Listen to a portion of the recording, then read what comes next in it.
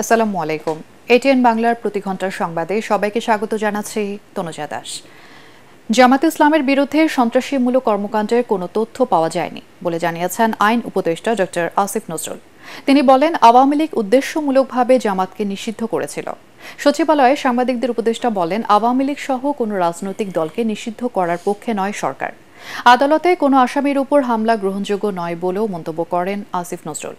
সাংবাদিকদের প্রশ্নের জবাবে আইন উপদেষ্টা বলেন, ক্রিকেটার এবং সাবেক সংসদ সদস্য সাকিব আল হাসানের বিরুদ্ধে মামলা হলেও তাকে গ্রেফতার করা হবে না।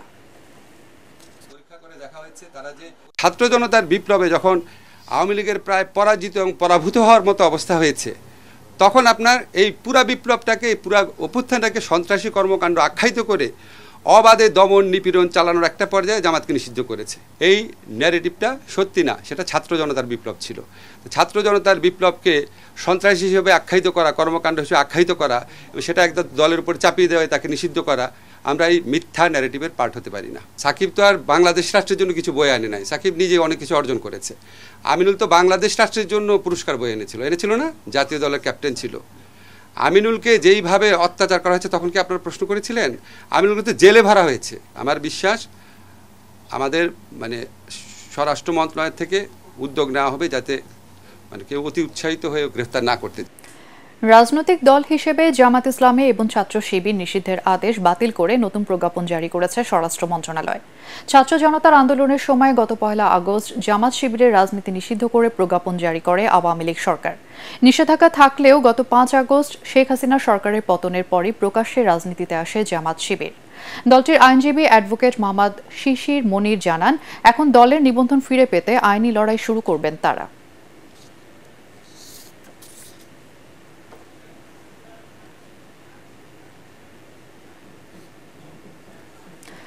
ধর্ম কিংবা দলের ভিত্তিতে দেশকে বিভক্ত করা হলে তৃতীয় পক্ষ মাতব্বরির সুযোগ নেবে বলে আশঙ্কা জানিয়েছেন জামাত ইসলামীর আমির ডাক্তার শফিকুর রহমান।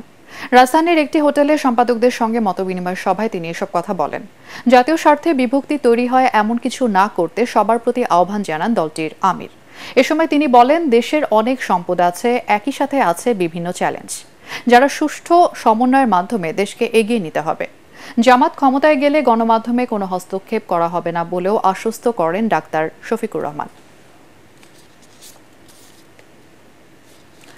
দেশের পূর্বাঞ্চলের 11 জেলায় চলমান বন্যায় মৃতের সংখ্যা বেড়ে দাঁড়িয়েছে 31 জনে। এর মধ্যে কুমিল্লায় 12 জন, ফেনীতে 2, চট্টগ্রামে 5, খাগড়াছড়িতে 1, নোয়াখালীতে 6, ব্রাহ্মণবাড়িয়ায় 1, লক্ষ্মীপুরে 1 এবং কক্সবাজারে 3 জনের মৃত্যু হয়েছে।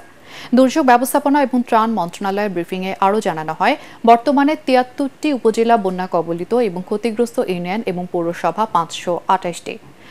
11 জেলায় 12,27,554টি পরিবার পানিবন্দী। আর বন্যায় ক্ষতিগ্রস্ত হয়েছে প্রায় 58,22,734 জন। গ্রাহকের স্বার্থে এস আলমের সম্পত্তি কাউকে না কেনার পরামর্শ দিয়েছেন বাংলাদেশ ব্যাংকের গভর্নর আহসান এইচ মনসুর। যারা ব্যাংকিং খাতে অনিয়ম করেছে তাদের বিরুদ্ধে ব্যবস্থা নেওয়া হবে বলেও হুঁশিয়ারি দেন তিনি।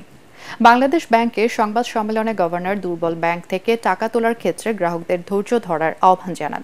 নতুন করে টাকা ছাপিয়ে কাউকে দেয়া হবে না জানিয়ে তিনি বলেন, তাতে মূল্যস্ফীতি আরও বেড়ে যাবে। আমানতকারী টাকা যেন নষ্ট না হয় সে বিষয়ে কেন্দ্রীয় ব্যাংক তৎপর বলেও জানান আহসান এইচ মনসুর। আর এই ছিল এখনকার সংবাদ। আমাদের এটিএন বাংলার সংবাদ ইউটিউবে দেখতে ব্রাউজ করুন youtube/ATN Bangla News।